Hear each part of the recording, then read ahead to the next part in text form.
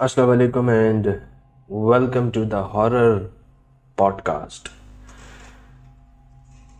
उम्मीद है कि आप सब ठीक ठाक और खैरियत से होंगे और हमेशा की तरह मेरी दुआ है कि जो लोग किसी मुश्किल में हैं, किसी परेशानी में हैं, किसी तकलीफ़ में हैं, तो हम सब के लिए आसानियाँ हों। बढ़ते हैं अपने पहले वाक़े की तरफ।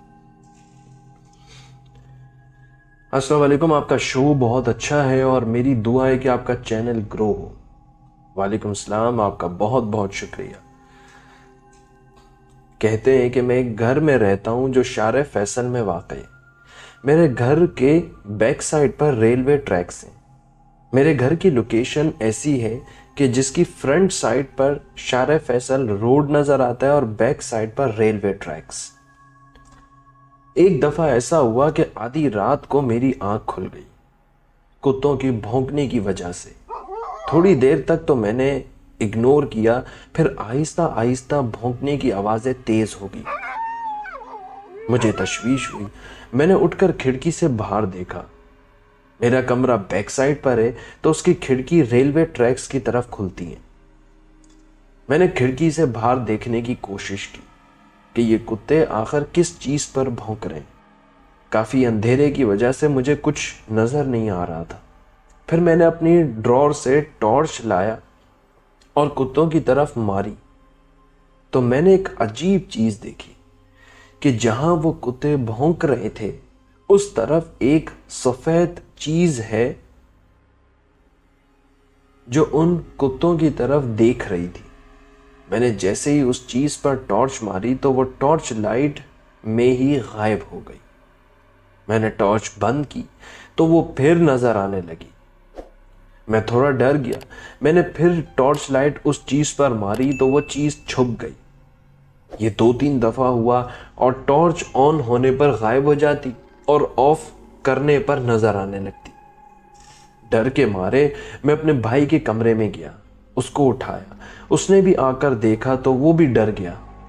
फिर अजीब चीज़ ये हुई कि उस जगह पर जहां वो सफ़ेद मखलूक खड़ी हुई थी वहां टॉर्च ही नहीं जल रही थी।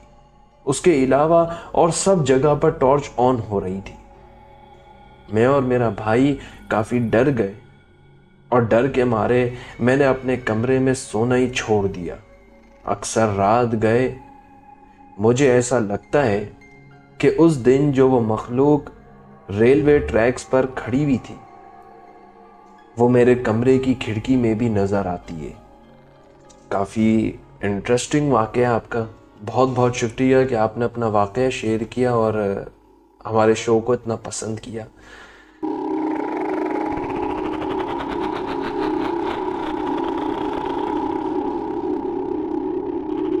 बढ़ते हैं अपने अगले वाक़ये की तरफ।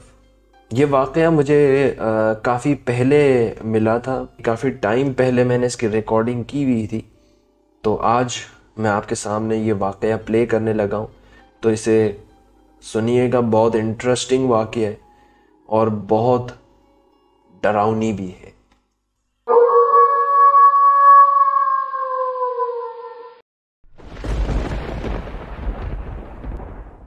मुझे गाड़ी चलाते हुए 10 घंटे हो चुके थे।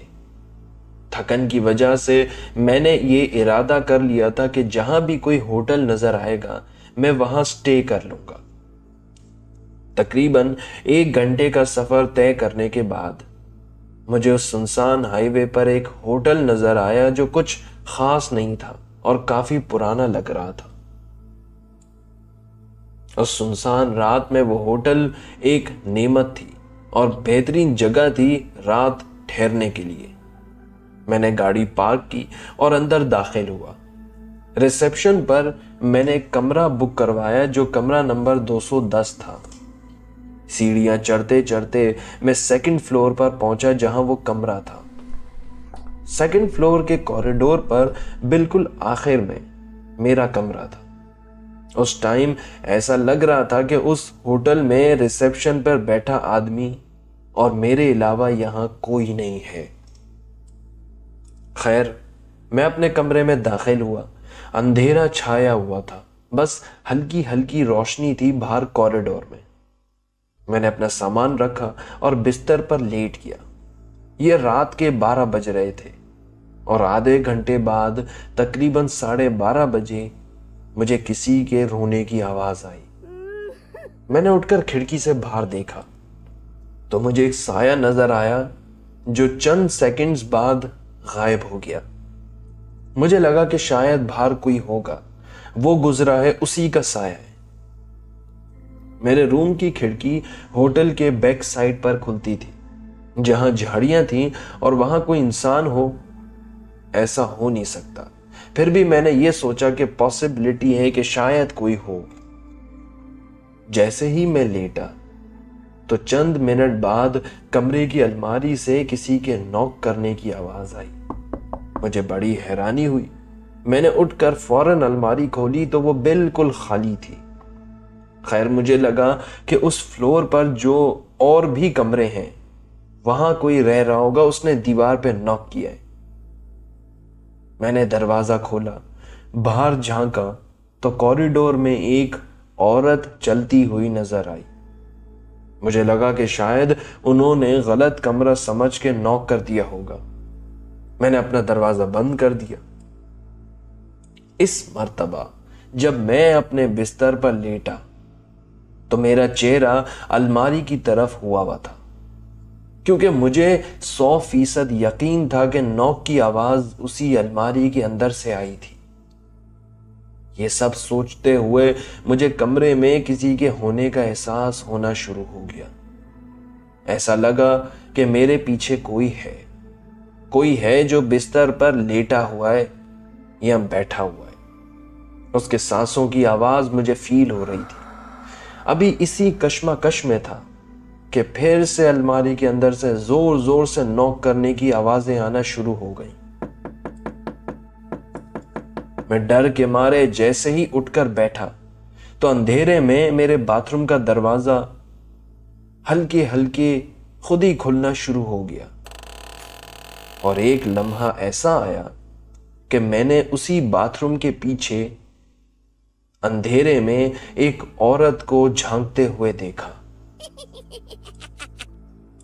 मुझे लगा कि शायद दिन भर की थकन की वजह से मेरा दिमाग हेलुसिनेट कर रहा है। थकन इतनी थी कि मैं बिस्तर पर दोबारा लेट गया।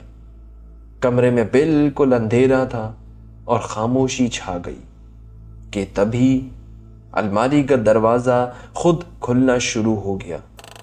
यह सब मैं देख रहा हूं कि मेरे बिस्तर के सामने अचानक एक औरत चलती हुई नजर आने लगी, जो बहुत तेजी से वॉक कर रही थी। ऐसा लग रहा था कि जैसे बहुत गुस्से में वॉक कर रही है।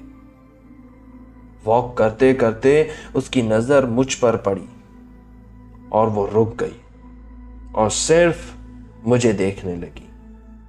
उस टाइम मेरे जहन में जो जो आयतें आ रही थी मैंने जोर जोर से पढ़ी, हिचकिचाते हुए, हकलाते हुए और हिम्मत करके एकदम कमरे का दरवाजा खोलकर भागा। जब नीचे पहुंचा तो रिसेप्शन पर कोई और बंदा बैठा हुआ था। मेरी हालत देखकर वो भी परेशान हो गया। मैंने उससे पूरा माजरा सुनाया तो उसने बताया कि वो तो कमरा सालों से बंद कर दिया गया है। आपको उस कमरे की चाबी किसने दी? पता करने पर मालूम हुआ कि एक नया लड़का जॉब पर हायर किया हुआ था, जिसको आए हुए 2 दिन हुए थे और उसे कुछ मालूम नहीं था इस बारे में। खैर, उस बंदे ने मुझे दूसरा कमरा दिया। मैंने रात तो सुकून से गुजार ली और सुबह होते ही वहां से रवाना हो गया।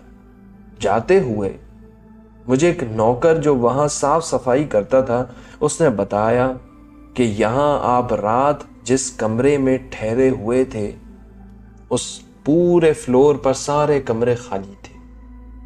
उसने फिर उस फ्लोर की हकीकत बताई कि आज से 20 साल पहले एक लड़की को यहां किडनैप करके लाया गया था। उसको तशद्दुद करके कत्ल कर दिया गया। तब से वो पूरा फ्लोर हॉन्टेड है।